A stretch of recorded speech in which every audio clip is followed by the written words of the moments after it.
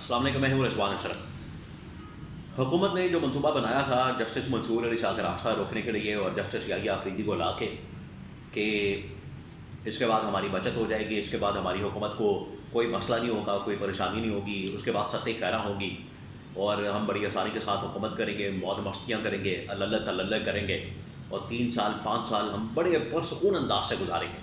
पहले तो इनका मंसूबा ये था कि कादी फाइज ईसा को किसी तरह से एक्सटेंशन दिलवा दें।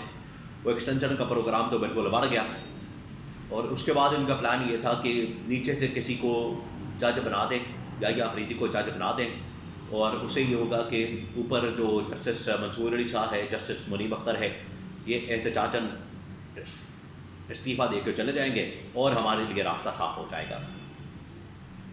लेकिन इन्होंने जो प्लान किया वो इनके अपने गले पड़ गया, उसकी वजह से इस्टेब्लिशमेंट भी इनसे नाराज़ है। अभी ये 27वीं आनी तरमीम लाने की बात कर रहे हैं, 27वीं आनी तरमीम का मंसूबा बना रहे हैं।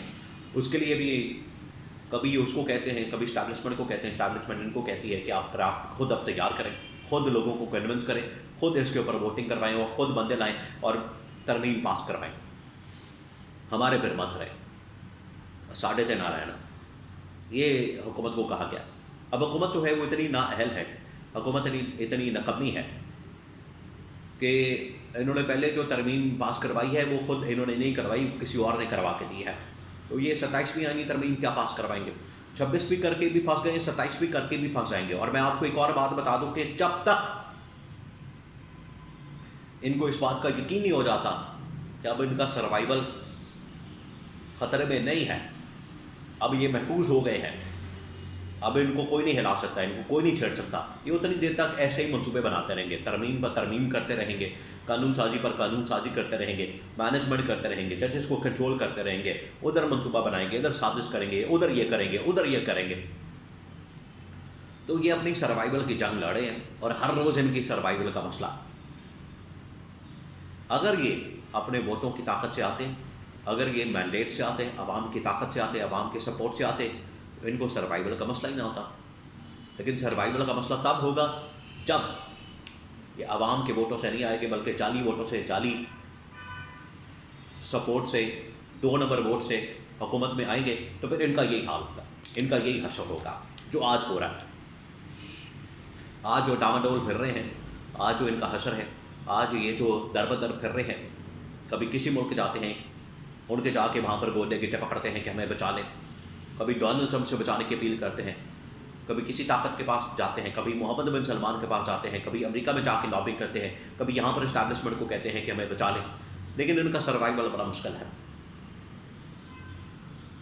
इन्होंने तो सोचा था कि याहिया अफरीदी को बना के तो बाकी मंसूर अली शाह से और मुनीब अख्तर से हमारी जान छूट जाएगी, लेकिन नहीं छूट रही। जस्टिस मंसूर अली शाह हर रोज़ किसी न किसी तरीके से सामने आ जाते हैं और वो किसी न किसी नई कमेटी का हिस्सा बन जाते हैं जहाँ से इनको निकाला गया था। कादी फाइज ईसा ने मंसूबे के तहत जस्टिस मंसूर अली शाह को तमाम कमेटियों से निकाल दिया था, अब उनको वापस लाया जा रहा है। याहिया अफरीदी ने आते साथ ही पहले इनको जजेस कमेटी के अंदर बहाल किया, उसके बाद इनको केस के मैनेजमेंट की मुतल्लिक अहम तरीन जिम्मेदारी दी, उसके बाद इनको एक और अहम तरीन ADR के नाम से कमेटी है जो कि कॉन्फ्लिक्ट रेजोल्यूशन की कमेटी है, उसके अंदर भी उनको बिठा दिया, शामिल कर लिया मंसूर अली शाह को। तो हर जगह के ऊपर अदलिया में जो अहम तरीन कमेटियाँ, अहम तरीन प्लेटफॉर्म फोरम है, वहाँ पर मंसूर अली शाह को वापस लाया जा रहा है और याहिया अफरीदी जो है वो इनको इज़्ज़त दे रहा, इनको इज़्ज़त फराहम कर रहा और इनके लिए रास्ते बना रहा है और हुकूमत के लिए रास्ते तंग कर रहा है।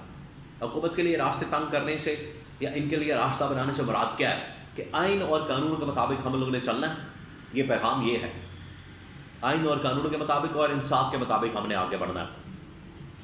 अगर किसी की ख्वाहिश है कि फ़लाना चाचा आ जाए तो मेरे साथ मिल जाए, फ़लाना चाचा आ जाए तो मेरे साथ मिल जाए, हुकूमत के साथ मिल जाए, हुकूमत के हक़ में फ़ैसला दे, तो हुकूमत उनको नवाजेगी, तो ऐसा नहीं होने वाला। एक तो ये बात है। दूसरा ये कि तमाम के तमाम जजेस इस बात के ऊपर मुत्तहिद हो रहे हैं कि 26वीं तरमीम को हमने हर सूरत में फ़ारिग करना है। और उसके बाद ये जो हुकूमती जजेस हैं जो 4-5 अंदर आपको नज़र आते हैं,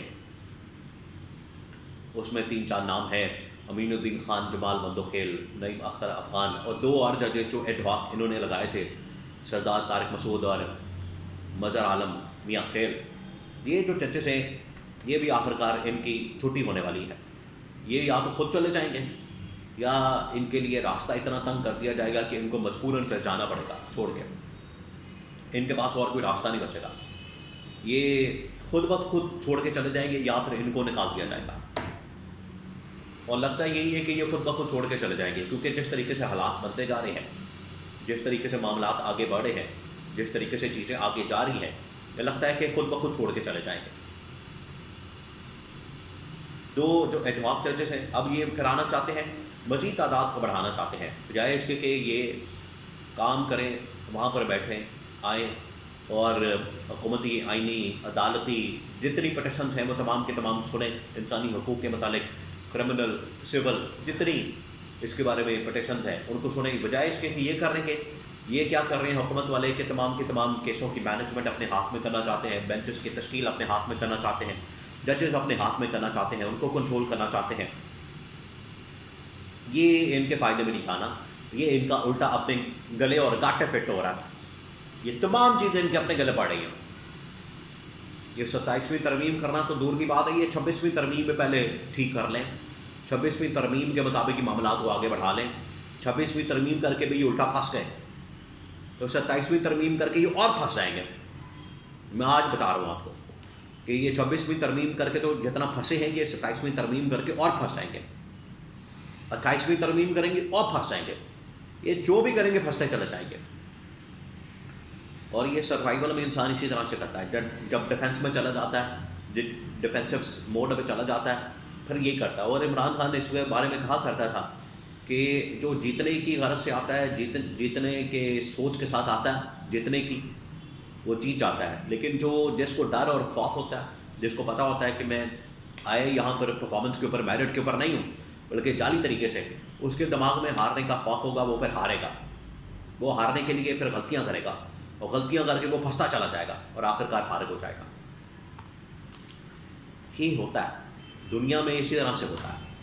اور یہی اس وقت گورنمنٹ کے ساتھ، حکومت کے ساتھ ہو رہا ہے کہ مسلسل یہ پھنستے چلے جا رہے ہیں، پھنستے چلے جا رہے ہیں دلدل کے اندر، اور آخرکار یہ بند گلی کے اندر پہنچ جائے گی اور ان کا راستہ بند ہو جائے گا، ان کے پاس آپشن ختم ہو جائیں گے.